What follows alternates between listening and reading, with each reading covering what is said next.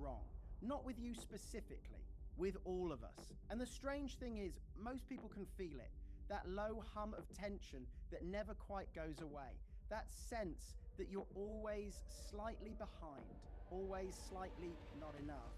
But nobody's really talking about where it's coming from until now. In the last 3 years, the world changed faster than at any other point in recorded human history. Not industrial revolution fast, not internet fast, faster than that.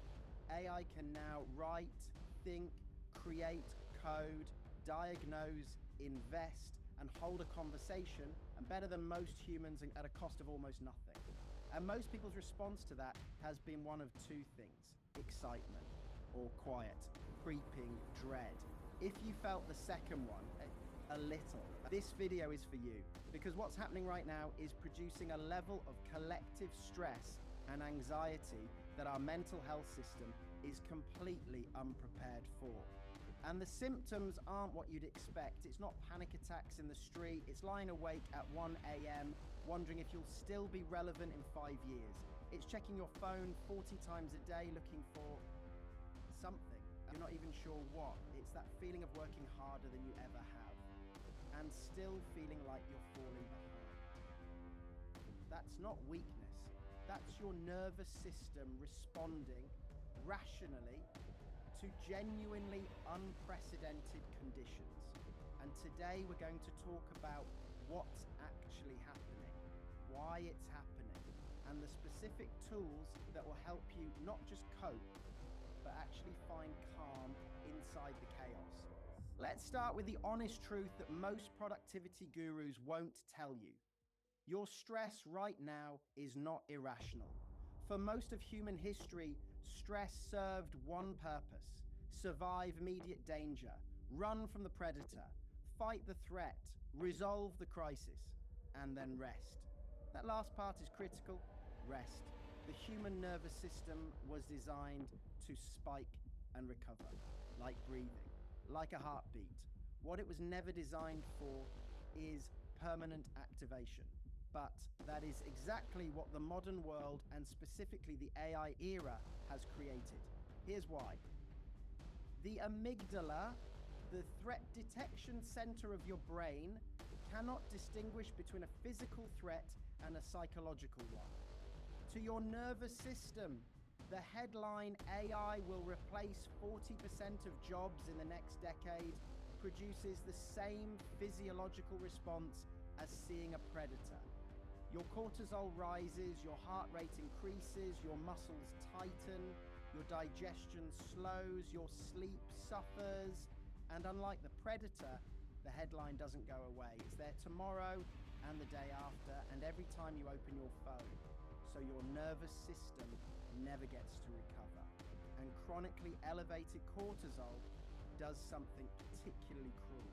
It makes you worse at the exact things you need most right now.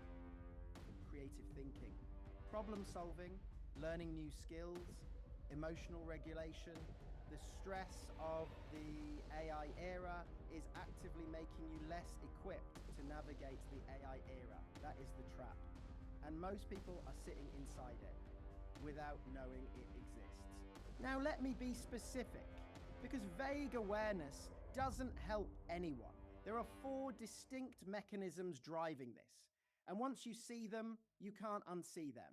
Number 1, infinite comparison. Social media has always created comparison, but AI has turbocharged it. You're no longer comparing yourself to your neighbors or your colleagues. You're comparing yourself to a curated, AI-optimized, algorithmically perfect version of the most successful people on Earth, served to you in a continuous stream designed to make you feel inadequate. Every scroll is a tiny cortisol hit, a microdose of not enough. Multiply that by the average person's 4 hours of daily screen time, and you start to understand what's happening to our baseline anxiety levels. Number 2, the pace of change itself. Human beings are wired for predictability. We find safety in knowing what tomorrow looks like. The AI era has made tomorrow fundamentally unpredictable. New tools every week, New capabilities every month, skills that took years to build becoming obsolete in months. Your brain interprets that unpredictability as danger, even if nothing bad has happened to you yet. The anticipation of threat is itself a threat response. Number 3, the always-on economy. Before smartphones, work ended. There was a moment, a physical moment, when you left the office or closed the shop and your nervous system knew this period is over. I can rest now. That moment no longer exists for most people.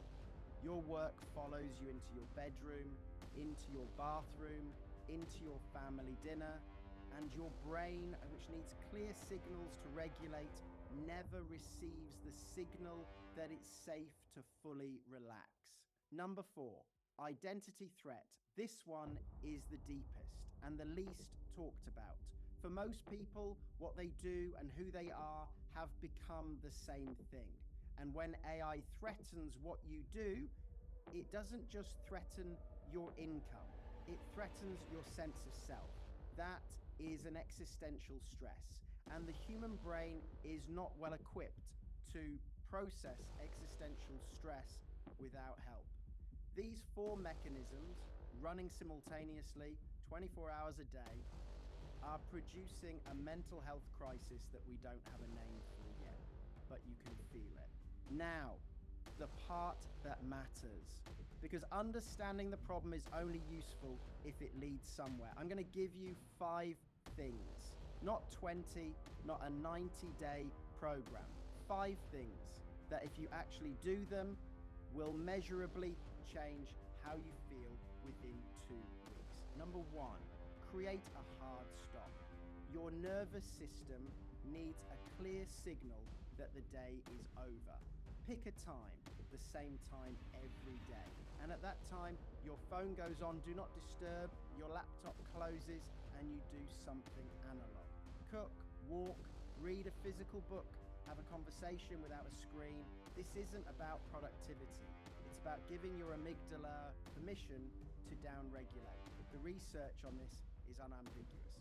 People who create clear work-rest boundaries report significantly lower anxiety, better sleep, and, this matters, better performance during work hours. The hard stop makes you better at the thing you're afraid of losing. Number 2, consume deliberately, not reactively. Most people start their day by handing their nervous system over to an algorithm. They open their phone before they get out of bed and let whatever the feed decides to show them set the emotional tone for the next 16 hours. That is an enormous amount of power to give away. Try this instead. Don't touch your phone for the first 30 minutes of your day. Do something that you control. Movement, journaling, breathing, silence. You are not missing anything critical in those 30 minutes, but your nervous system is gaining something invaluable. A baseline that you set, not an algorithm. Number 3, name what you're actually afraid of. Most anxiety lives in the vague. It's not a specific fear. It's a fog. A generalized sense that something is wrong, something bad is coming, you're not doing enough. The fog is worse than the specific thing because the brain cannot process what it cannot see. So write it down. What specifically are you afraid of? Not in general. Specifically, write the actual sentences. I'm afraid that AI will make my job obsolete within 3 years and I won't be able to pay my bills. That sentence, as uncomfortable as it is, processable. You can look at it. You can ask, how likely is this actually? What would I do if it happened? What can I do now? The fog cannot be solved. The specific fear can be worked with. Number 4, build one un-AI-able skill. This is the most practical thing I'll say today. Some of what makes us anxious about AI is legitimate. Some roles will change. Some skills will matter less. But the antidote to that anxiety is not denial. It's building something that AI genuinely cannot replicate. Deep human connection, emotional intelligence, creative judgment, physical presence, trusted relationships. Pick one, invest in it deliberately every week, not because it solves everything, but because it reminds your nervous system that you have something real, something yours, something that doesn't depend on the algorithm staying the same. Number 5, stop trying to keep up. This is the hardest one. The AI era has created a collective delusion that if you just consume enough content, take enough courses, read enough newsletters, you will eventually feel caught up. You won't, because the pace of change is faster than any individual can track. That's not a failure, that's just maths. The people who are actually navigating this era are not the ones consuming the most. They're the ones who have decided what matters to them and are going deep on that, while letting the rest of the noise be noise. Depth over breadth, always. Your nervous system will thank you. Here's what I want you to hear before you close this. The pace is not going to slow down. The AI era is not going to stop and wait while you catch your breath, but you don't need it to, because the goal was never to keep up with everything. The goal is to know who you are clearly enough, that when everything outside changes, the thing inside stays steady. That steadiness is not something AI can give you or take away. It's built quietly through the choices you make each day about where you put your attention, your time, and your care. One hard stop, 30 minutes without your phone. One fear, named and written down. One un-AIable skill, invested in. And the permission, finally, to stop trying to keep up with everything. Start with one. This week, not someday. If this landed for you, because this is what we do here. We go into the things that actually matter for people trying to stay sane in a world that's moving too fast.